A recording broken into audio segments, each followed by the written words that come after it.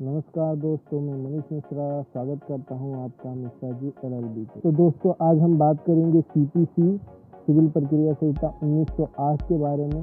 तो दोस्तों, हमने मेरी पिछली वीडियो में धारा 1 से लगाकर 25 तक के बारे में जाना है। तो आज इसकी आगे की धाराओं के बारे में जानेंगे, जो है धारा 26 से लेकर 35B तक। तो चलिए टाइम वेस्ट नहीं करते हुए शुरू करते हैं। तो सबसे पहले आज शुरू करते हैं 26 धारा 26 को। तो 26 ये कहता है कि वादों का संस्थित किया जाना। वादों का संस्थित किया जाना मतलब प्रत्येक वाद पत्र जो भी होगा उपस्थित, उसको संस्थित किया जाएगा। उसके बाद उसको शपथ पत्र के द्वारा साबित भी किया जाएगा। और शपथ पत्र वैसा ही होगा जो कि नियम 6 के आदेश 6 के नियम 15A के अंतर्गत आता होगा। उसके बाद आता है धारा 27 कहता है कि प्रतिवादियों को सम्मन, जो भी प्रतिवादी है जिनके खिलाफ न्यायालय में वाद लाया गया है, उनको सम्मन कराने के बारे में धारा 27 बताता है। तो वाद होने की जानकारी देने के लिए न्यायालय सम्मन निकालता है उस व्यक्ति का, और तथा 30 दिन के अंदर उसको सम्मन की तामील करानी होती है, उसको जानकारी प्राप्त करनी होती है कि हाँ, आपके खिलाफ वाद आया है। उसके बाद आता है धारा 28। धारा 28 कहता है कि जहाँ प्रतिवादी किसी अन्य राज्य में निवास करता हो, वहाँ सम्मन की तामील कैसे कराई जाएगी। तो मतलब ऐसी दशा हो जिसमें कि जो प्रतिवादी है जिसके खिलाफ वाद लाया गया है न्यायालय के अंदर, वह किसी अन्य राज्य के अंदर निवास करता हो, तब कैसे उसको सम्मन की तामील कराई जाएगी, इसके बारे में बताया गया है।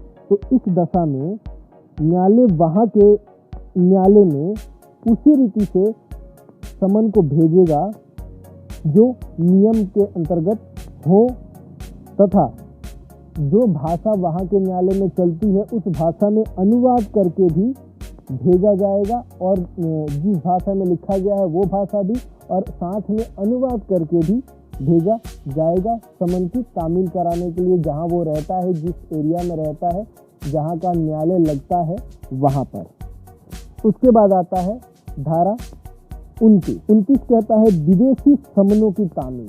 जो भी विदेशी सम्मन है देश के बाहर, भारत के बाहर, उसमें सम्मनों की तामील कैसी कराई जाएगी। तो जहाँ पर इस संहिता का विस्तार हो और भारत सरकार द्वारा राज्य पत्र में इस चीज़ की घोषणा की गई हो, वहाँ इसके उपबंध लागू होते हों, जो कि CPC के उपबंध लागू होते हों, तो वहाँ पर उसको भेजी जाएगी और तामील ऐसे कराई जाएगी जैसे मानो कि वहाँ के न्यायालय ने जो जिसको सम्मन भेजा गया है उसने खुद उस सम्मन को निकाला हो, उस प्रकार से उस सम्मन की तामील कराई जाएगी। उसके बाद आता है धारा 30 प्रकटीकरण और उसके सदृश बातों के लिए आदेश करने की शक्ति। न्यायालय के पास यह शक्ति है, या फिर न्यायालय किसी के आवेदन पर साक्ष्य के लिए या वस्तु को प्रकट करने के लिए, पेश करने के लिए, उसका परीक्षण करने के लिए आदेश दे सकता है प्रकट करने के लिए। उसके बाद आता है धारा 31। धारा 31 कहता है साक्षी को समन। जो भी साक्षी है उसको समन कराना है कि हाँ, आप साक्षी हैं। तो उसके लिए धारा 27, 28 और 29 के अंतर्गत जो भी उपबंध साक्ष्य देने या वस्तु पेश करने के लिए लागू होंगे, उस प्रकार से समन कराया जाएगा। उसके बाद आता है धारा 32। धारा 32 कहता है कि व्यक्तिक्रम के लिए शास्ति।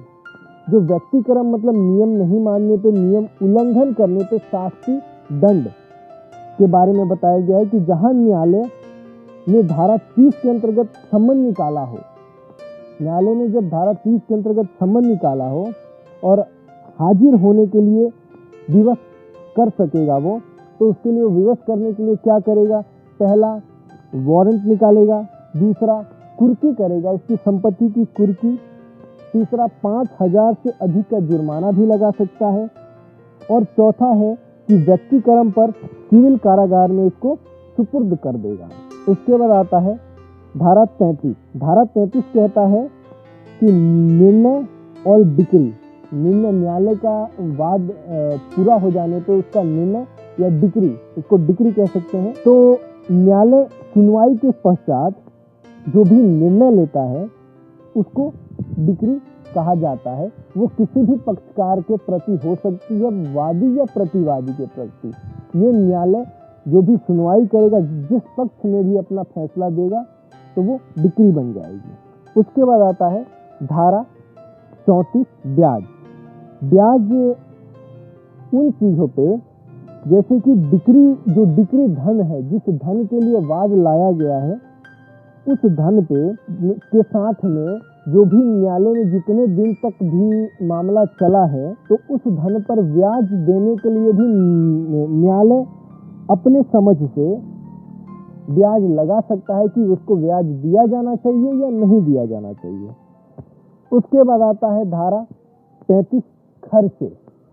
जो भी खर्चे हैं उसका संदाय करना है कि नहीं करना है, यह न्यायालय अगर ठीक समझे तो सफल पक्षकार, मतलब जिसके पक्ष में डिक्री दी गई है, उस पक्षकार को, और जो ये केस लॉस्ट कर चुका है वो पक्षकार खर्चे का संदाय करेगा। खर्चे में क्या आता है, जिस साक्षियों को दिया गया पैसा, न्यायालय कोर्ट फीस जो भी लगी है, वकील को दिया गया पैसा, वो सब खर्चे भी अगर न्यायालय उचित समझे तो दिला सकता है।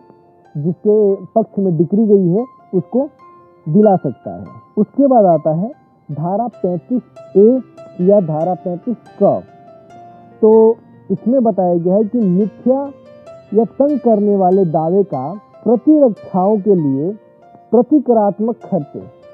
अगर न्यायालय को ऐसा लगता है किसी की व्यक्ति ने जिसने वाद किया है उसका कोई तथ्य नहीं है, उसने ऐसे ही तंग करने के लिए या झूठा आरोप लगाया है, तो अगर ऐसा न्यायालय को लगता है तो वह जो भी न्यायालय का जो भी खर्चा लगा है व्यक्ति का इस कार्यवाही के अंतर्गत, तो वो सब खर्चे न्यायालय दिलाएगा। उसके बाद आता है धारा 35B या 35 ख। तो 35B कहता है कि विलंब कारित करने के लिए खर्चे, जो भी विलंब कारित हुआ है उसके लिए जो खर्चे हैं उसका संदाय भी न्यायालय करवा सकता है। विलंब मतलब कि न्यायालय की कार्यवाही के अंतर्गत किसी इंसान का किसी पर्टिकुलर तारीख को कोई काम है वह अटक जाता है और वादी ने जानबूझ के उसी तारीख को ऐसी वाद लाया है कि उसका वह काम नहीं हो सके, तो अगर न्यायालय को उसका इंटेंशन लगता है तो न्यायालय उसमें जो भी उसका नुकसान हुआ है, उस पर्टिकुलर डेट को वह कार्य करने में वो असफल रहा है, वो अपेक्षित कार्य नहीं कर पाया है, तो न्यायालय उसका जो भी नुकसान हुआ है उस खर्चों को देने के लिए भी आदेश दे सकता है। तो दोस्तों आज के लिए इतना ही। आगे और नई रोचक जानकारियों के साथ, नई धाराओं के साथ आपके सामने आऊँगा। ऐसे ही अपडेट पाने के लिए, जानकारी एकत्रित करने के लिए आप मेरे चैनल को सब्सक्राइब कीजिए। नमस्कार।